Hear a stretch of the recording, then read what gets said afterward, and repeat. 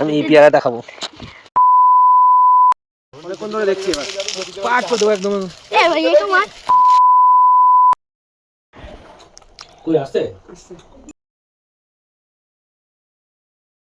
আচ্ছা বলছি, তোমরা কখনো গ্রামে গেছো বা গ্রামের পরিবেশ ভালো লাগে?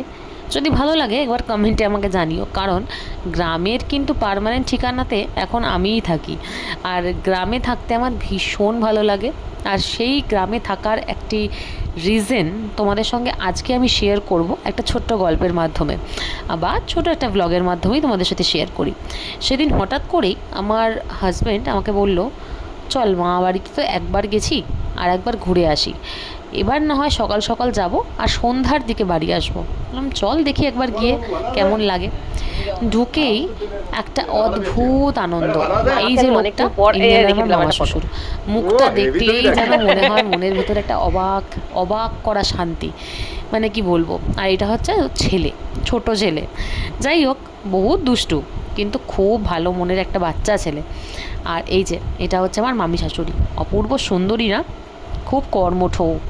আজকে গ্যাস ছেড়ে উনি উনুনে রান্না করবে, কারণ উনুনের আছে নাকি রান্নার টেস্ট ভীষণ ভালো হয়। আর আমার বরটাকে দেখো, মানে পটাপট লুচিগুলোকে সাবার করছে, একটু ওয়েট কর তরকারি দিয়ে খাবে তা না। আর তার মধ্যে আমাকেও ইনক্লুড করেছে, ছেলেকেও ইনক্লুড করেছে। যাই হোক, খেয়ে দিয়ে অর্ধেক খেয়ে দিয়ে তারপর চলে গেলাম একটুখানি খেলা দেখতে। এই ছেলেরা মিলে একটু খেলছে বাচ্চাগুলো। আর তার সাথে সাথে একটা জিনিস তোমাদের দেখাই, দেখো সবেদাগুলো দেখেছো? পুরো গাছে ভর্তি সবেদা, এত ভালো লাগছে দেখতে। অনেকগুলো নিয়েও এসেছি বাড়িতে।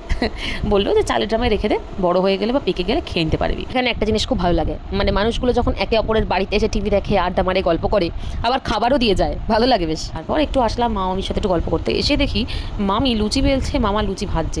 আমার এত ভালো লাগলো দুজনকে দেখে, দুজনেই হাসছে, দুজনকে দেখে আমাকে দেখেও হাসছে। তারপর একটা লোকেশানে আসলাম, জাস্ট দেখো জবা ফুলের বাগানটা এত সুন্দর করে ডিজাইন করা, কি বলবো। আর এই যে পনিরের তরকারি করেছে লুচির সঙ্গে, তাও আমি পনির ভালোবাসি বলে আমার জন্য মামা পনির এনেছে। আমি কিচ্ছু বলার নেই আর এদেরকে, এত ভালোবাসা কোথায় রাখবো। জীবনে যদি সুখ পেতে চাও তাহলে এরকম এরকম ছেলে হয়ে জন্মাও, এরকম ফ্যামিলিতে। এই যে সুখ কাকে বলে, সেবা নিচ্ছে, সেবা নিচ্ছে, দেখো আলাদাই লেভেলের সেবা। খাওয়া দাওয়া সেরে চলে আসলাম বাগানে, মানে যেখানে মামা চাষ করে পেয়ারার।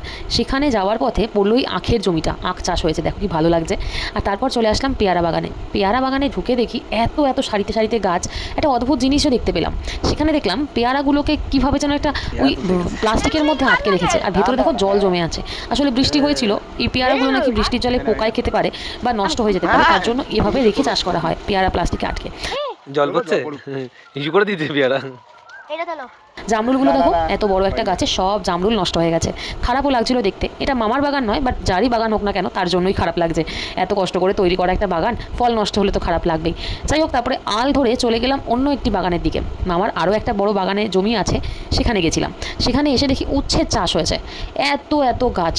গতকাল ঈদ ছিল, তাই পাশের বাড়ির মুসলিম ফ্যামিলিগুলোও আমাদেরকে দেখার জন্য তাদের বাড়িতে নিয়ে যায়। আর সেখানে এত ভালোবাসা আতিথেয়তা দিয়েছে যে আমি এই মোমেন্টটা কোনোদিনই ভুলবো না। যাই হোক, ভিডিও ভালো লাগলে লাইক শেয়ার সাবস্ক্রাইব করে দিও, কমেন্ট করতে ভুলো না। দেখা হচ্ছে অন্য ভিডিওতে।